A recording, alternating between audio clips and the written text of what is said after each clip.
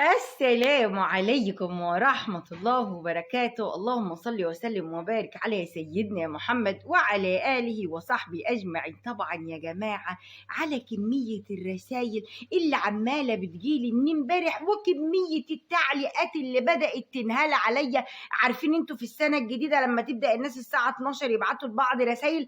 أنا من الساعة 11 موبايلي ما سكتش لحظة، والناس تقول يا رب يا رب ما يرضى يا ستو يعمل اللي انتوا عايزينه عشان تطلعوا تقولوا هو مين. يا رب ما يا ناس ده احنا عالم سوس فعلا. الله العظيم ده منكم. انا هعمل لكم فيديو اقول لكم على اللي حصل امبارح. ما كانش ينفع اعمل فيديو لان كان كل شويه تبعت لي رسائل وانا ابعت لها رسائل وهو يبعت لي رسائل، ويعني كان الموضوع مطول حبتين. طبعا هقول لكم على الموضوع، لكن انا ما اقدرش انسى زي ما بيقول لك كده المحتوى. عارف انت بيطلع لك انا بقدم محتوى مش عارف ايه، بتحس انك بتتكلم مع الدكتور احمد زويل الله يرحمه. فانا ما نسيتش المحتوى بتاعي اللي هو الخاص بقى بالمرار الطافح اللي احنا فيه واللي احنا بسم الله ما شاء الله داخلين عليه. فخلينا نرجع لهذا الموضوع. طبعا يا جماعة، انتوا عارفين ان اي ام في الدنيا، برضك كل شوية اقول اي ام في الدنيا بس هي هتظبط ان شاء الله، بتبقى محتاجة يعني سبورت من ولاد، يعني محتاجة دعم تشجيع يعني كده. هو فاحنا بنمر بضائقة مالية ضائقة. فإن شاء الله عشان بلدنا تبقى مبسوطة لازم إحنا يعني شوية نتنازل. وكما قال الحكيم الكبير الحاج حسن شاكوش: عبستك إزاي يا مصر وإنت مش بستاني؟ يعني لازم مصر إحنا بقى نبسط مصر عشان مصر تبستاني. يعني في كده في حاجة مشاعر كويسة أكيد إن شاء الله لازم نشتغل عليها. زي ما انتم عارفين ان الحاج وزير التموين طلع من حوالي اسبوع كده وقال لك والله احنا بنخسر. طب انا هجيب منين؟ والله يا شعب انا بخسر، والرز ده واقف عليا بخساره، والزيت واقف عليا بخساره. وخد لك كده كام سلعه غالبا 4 5 6 وقال لك انا هزود سعرهم علشان انا بتحمل فوق سعر التكلفه. فانا ساعتها برضك انا طلعت قلت طالما التموين زود يبقى الناس العادية هتزود. لا، ما هي خيط كده وماسك في بعضه، تمسك طرف وتلاقي كر فرق منك انت ما تفهمش فيه ايه. فخلصنا الوزير التموين زود الاسعار بتاعته، والناس راحت صرفت على السعر الجديد.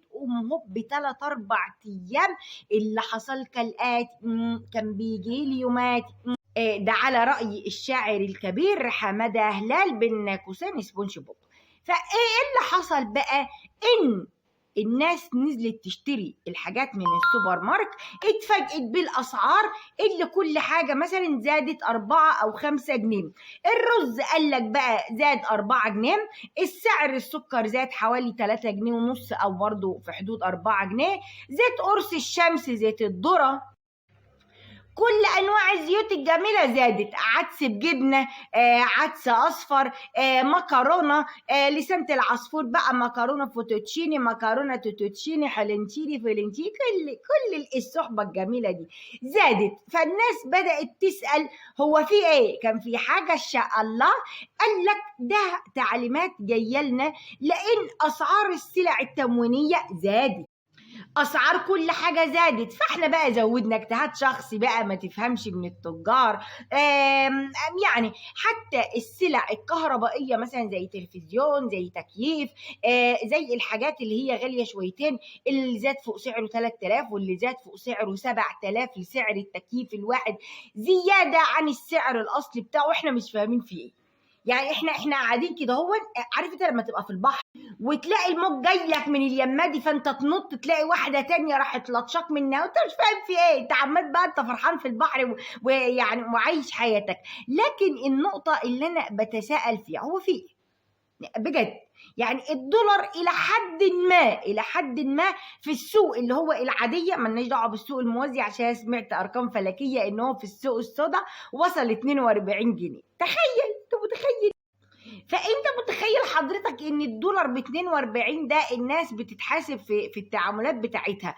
ما علينا، الدولار مستقر في البنوك. النطه بقى اللي حاصله دي، الاوفر ده في الاسعار ده منبعث من ايه؟ لما حضرتك في خلال مثلا شهرين ثلاثه السلع وكل الحاجات زادت يجي 10 مرات. احنا يا جماعه بنستغرب من ايه يعني بجد؟ يعني في ايه؟ ايه يعني لما كيس المكرونه كان ب4 جنيه دلوقتي بتشتريه ب20 جنيه؟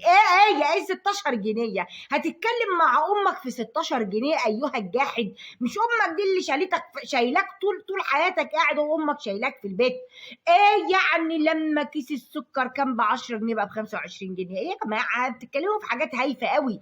يعني ايه يعني لما كانت ازازه الزيت الذره وازازه قرص الشام كانت بحاجة و30 دلوقتي بقت ب300 حاجة و30؟ يعني أرقام بسيطة، أرقام بسيطة، ما نقفش بقى الواحد بعض على الواحدة.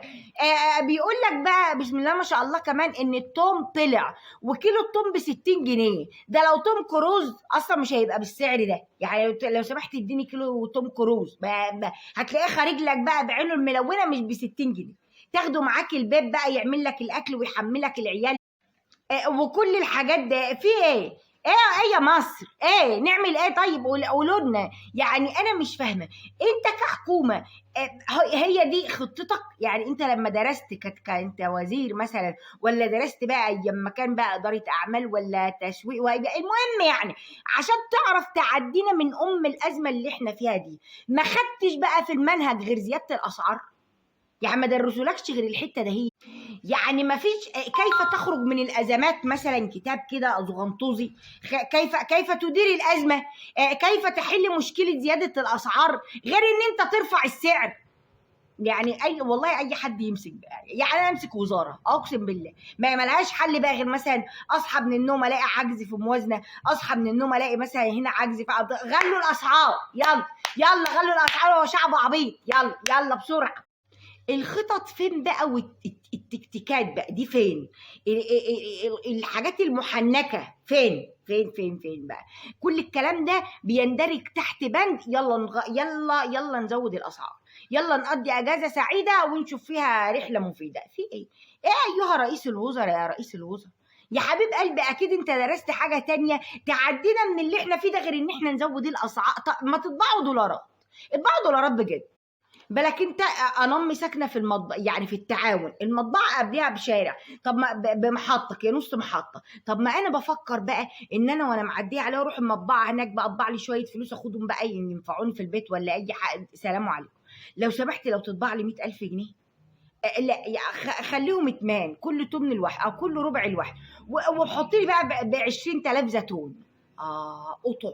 قطعوا ده فيديو انا عملته، قطعوا.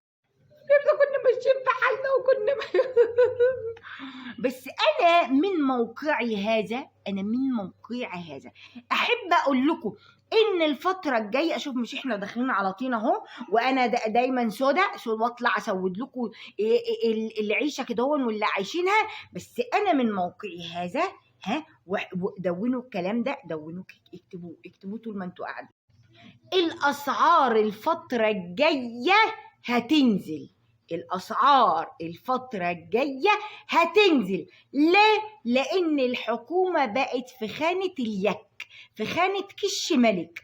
فطبعا بقى علشان خانة كش الملك تقدر يعني تواكب اللي احنا فيه، فلازم حتى لو هيبقى بخسائر على البلد، حتى لو هتنزل الأسعار، بس بعد كده هيحصل طلوع في الاسعار فلكي، هيحصل زياده في الاسعار فلكيه انتوا مش هتتخيلوها. يعني النزول اللي هيحصل ده ما هو الا مسكن. عارف لما يكون ضرسك وجعك تكسل تروح للدكتور زي كده هو وقاعد كده عايش على القرنفل والحاجات دي عشان ما بحبش المسكنات؟